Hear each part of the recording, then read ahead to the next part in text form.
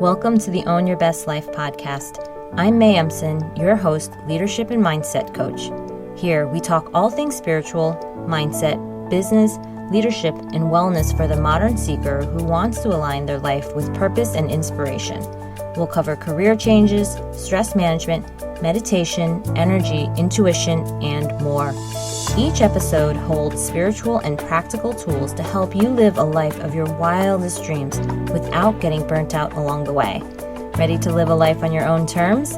This is the Own Your Best Life podcast.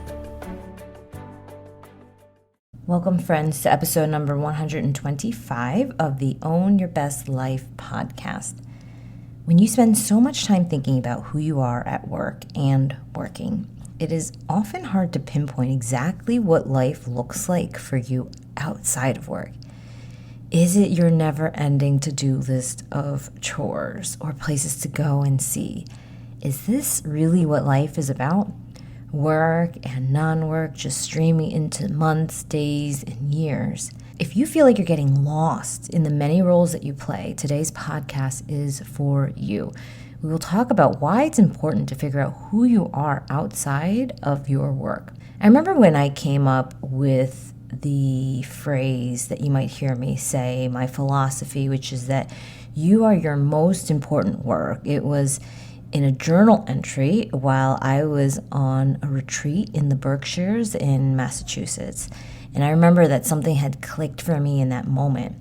I saw that instead of living from the outside in, I was on a journey of living from the inside out. You are your most important work.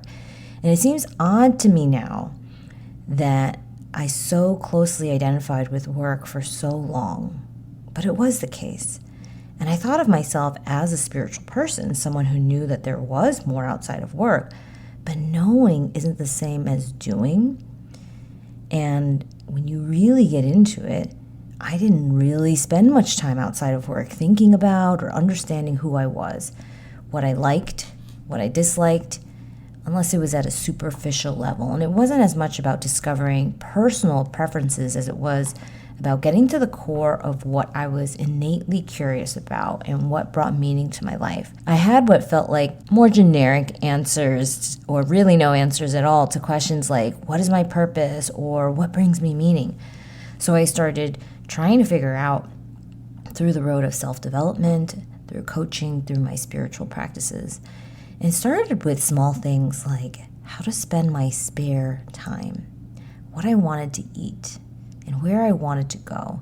But it eventually became big things like what I stand for, what I believe, and what really brings purpose to my life. And it made me wonder, why do so many of us get so lost in our work that we lose sight of who we are, or even worse, lose the best parts of ourselves? Why do we give up so much for our work? And the answer was just so terribly simple. Work satisfies so many of our needs. It can satisfy our need to have stability, food, shelter, think about community or recognition even. What about your interests and passions?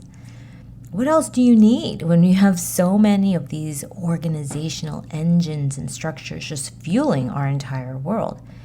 Yet, when we put all our proverbial eggs in one basket, in this case, our work, we forget that instead of work being a tool to hone ourselves against, we think work is our life. We think that we orbit around work instead of work orbiting around us.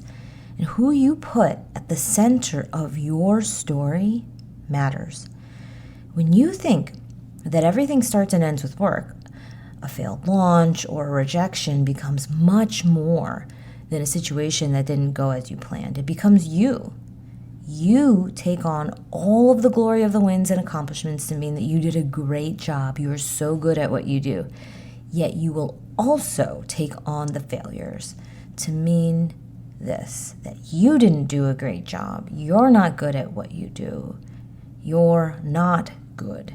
And when this happens, your internal peace is subject to the whims of the organization you're in, the clients you work with, the ups and downs of the economy. And you forget that you chose your work to help you fulfill certain needs, not all needs. And the same thing happens in a relationship.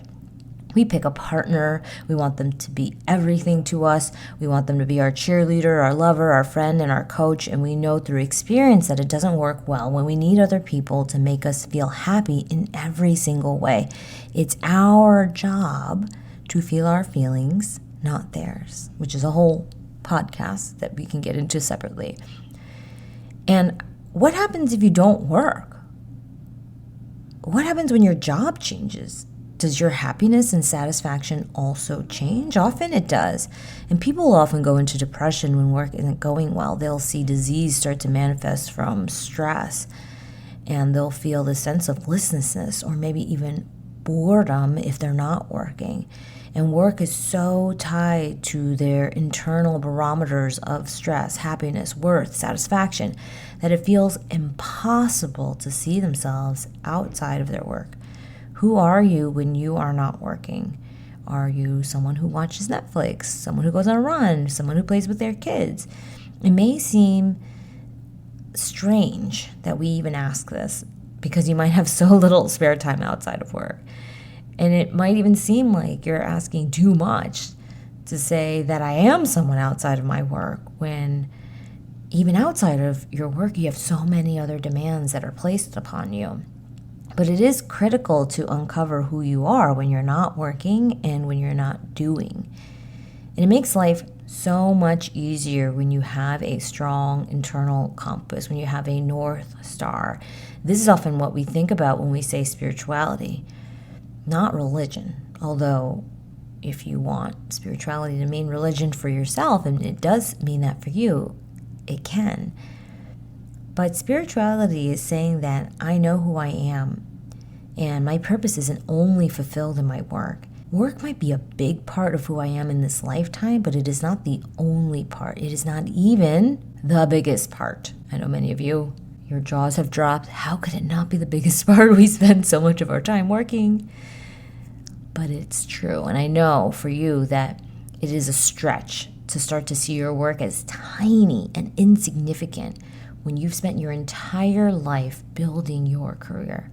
Yet your spiritual growth and your ultimate fulfillment will depend upon it. Your leadership will depend upon it as well. That next growth and leap you take will require you to let go of what has come before. It requires you to be objective, to look at your life and your work critically, not as if something is wrong, but with a new perspective. And that comes from a separation of ourselves, who we are, the energy that we are made out of, and the energy that we operate around and with, separate from our work. But what if your work wasn't as important as you thought it was? What if you could do something else completely? When you start to think like that, you remind yourself that you could be many things in this lifetime. What if you had a big and robust life outside of work and within work? And so most of our lives are lived within our heads. And if you are consistently focused on work, your life will become your work. It will be what runs through your mind constantly. And when I work with my clients, we do have big work goals because it's fun to be ambitious. It's fun to have impact. It's fun to learn and grow. Yet it's not the only goal we have. We have big goals around mind-body connection, around spirituality, around relationships. We have goals that equate to stretching ourselves in ways that leave us feeling more whole and not drained. And I will challenge you that when you are only thinking about big work goals, that is just the tip of the iceberg for you. When I worked with my clients, we go deep. We expose our thinking around what we truly believe in or understand, because from there we have firm footing. We know how to make decisions. We know what's important. We know how to enjoy what life has to offer and is offering us right now even more. We know that we're not waiting for work to get our joy and excitement. We get it everywhere, and therefore it is even more joyful and more exciting. And life has so much more to offer you than your work. Your work has been and will always be a big part of who you are and who you want to be in this world and the way that you want to impact the world. But it will not be your most important work. So what is your most important work? You. You are your most important work. Creating a healthy relationship with yourself and others, having joy and inspiration come from many avenues, living life with more presence and boldness, and doing the things you've always wanted to do but never dared to do, are what gives you a sense of who you are outside of work. And the strange thing is that when you make you your most important work, your work becomes more simple, less stressful, more interesting. Why? Because you figured out how to simplify, create less stress, and find more things interesting. You've done that. It is a win-win situation to work on you. And if you're ready, I invite you to join me for spiritual achievement coaching. Figuring out what's next just got easier when you have a roadmap and tools to help you dig deeper into your own energetic blueprint, your own journey of self-discovery, what the most important things you have to work on in this lifetime. You will find out your blind spots, what your gifts are. You will get coached to a deeper level than you ever thought possible. And this is what's waiting for you. So if you're ready and you want to join me on this journey, reach out at www.mayemson.com/contact today. Have an amazing week, my friends. I love you so much, and I'll talk to you next time. Thanks so much for joining us this week on Own Your Best Life. Make sure to subscribe to the show on iTunes or wherever you listen to podcasts so that you'll never miss a show. And while you're at it, can you please rate and review on iTunes? I would so appreciate it. Share it with a friend, take a screenshot of it, and tag @MayEmson. This helps continue to get the word out. For more show notes and resources, check out www.mayemson.com. It'll have all the links to everything you heard here today. Thanks so much for listening. It's time to own your best life.